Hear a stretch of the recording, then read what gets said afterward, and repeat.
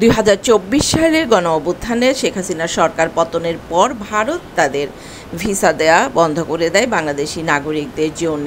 যদিও এর আগে কিছুদিন তারা ভিসা সেন্টারও বন্ধ রেখেছিল।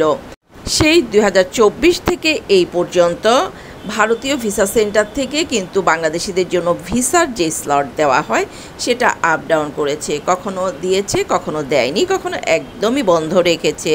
তো গত কিছুদিন ধরে ভারতের এই স্লটগুলো কিন্তু বাড়িয়ে দেওয়া হয়েছে, বাট যেই পরিমাণে স্লট দেওয়া হচ্ছে সেই পরিমাণে ভিসা ছাড়া হচ্ছে না।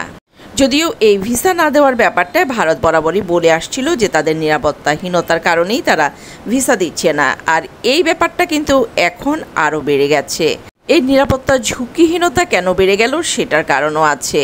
যেমন অন্তর্বর্তীকালীন সরকার যে বাংলাদেশের পাসপোর্টের ক্ষেত্রে নতুন একটি আপডেট সংযোজন করেছে যে পুলিশ ভেরিফিকেশন হবে না বা হচ্ছে না। এখন থেকে সামনে যারা পাসপোর্ট করতে যাবেন তাদের কিন্তু পুলিশ ভেরিফিকেশনটা হচ্ছে না। এতে যদিও বাংলাদেশিদের ক্ষেত্রে কিছুটা উপকার হয়েছে, বাট ভারত কিন্তু নিরাপত্তাহীনতাই রয়ে গেছে। প্রথম থেকেই কিন্তু ভারত বলে আসছে বাংলাদেশের বিভিন্ন জেলখানা থেকে সন্ত্রাসীদের মুক্তি দেওয়া হয়েছে, আর বর্তমানে সেই আশঙ্কা তাদের আরও বেড়ে গেছে যে পুলিশ ভেরিফিকেশন ছাড়াই কিন্তু সন্ত্রাসীরা পাসপোর্ট করে ইজিলি চলে যেতে পারবেন ভারত। কেননা পাসপোর্ট করা মানেই অ্যাট ফার্স্ট বাংলাদেশি মানুষ যেটা করে সেটা হচ্ছে ভারতে যায়, ভারতে ঘুরতে যায় ভিজিট ভিসা নিয়ে। যে কারণে ভারত কিন্তু ভিজিট ভিসা বন্ধ রেখেছে প্রায় 1 বছর ধরে। এখন বর্তমানে কিন্তু এটা আরও দ্বিগুণ হয়ে যাবে তাদের আশঙ্কা। কেননা পাসপোর্টে যদি পুলিশি ভেরিফিকেশান না থাকে সেই ক্ষেত্রে সন্ত্রাসীরা ইজিলি পাসপোর্ট করে ভারত যেতে পারেন এবং সেখানে গিয়ে সন্ত্রাসী কর্মকাণ্ড চালাতে পারেন। সো বুঝতেই পারছেন যে ভিজিট ভিসা বন্ধ রাখার কারণ কি ভারতের।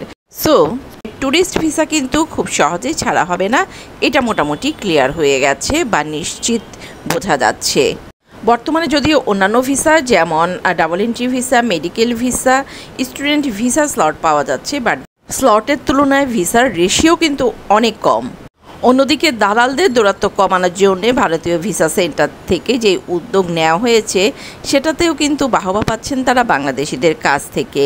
আর নতুন সেই উদ্যোগে বাংলাদেশিরা যারা ভিসা প্রার্থী বা টাকার বিনিময়ে যারা ভিসা করতে চাচ্ছেন না, নিজেরাই নিজের ভিসা করতে চাচ্ছেন, তারা কিন্তু খুব বেশি উপকৃত হবেন। নতুন এই ভারতীয় ভিসা সেন্টারের উদ্যোগ বা আপডেট কিন্তু আমরা সবাই জানি।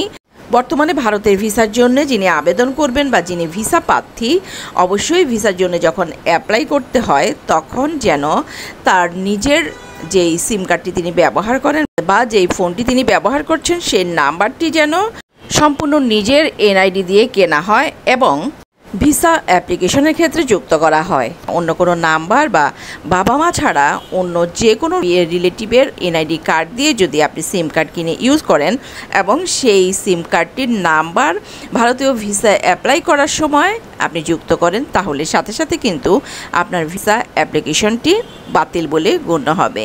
ভালো থাকবেন সবাই, আল্লাহ হাফেজ।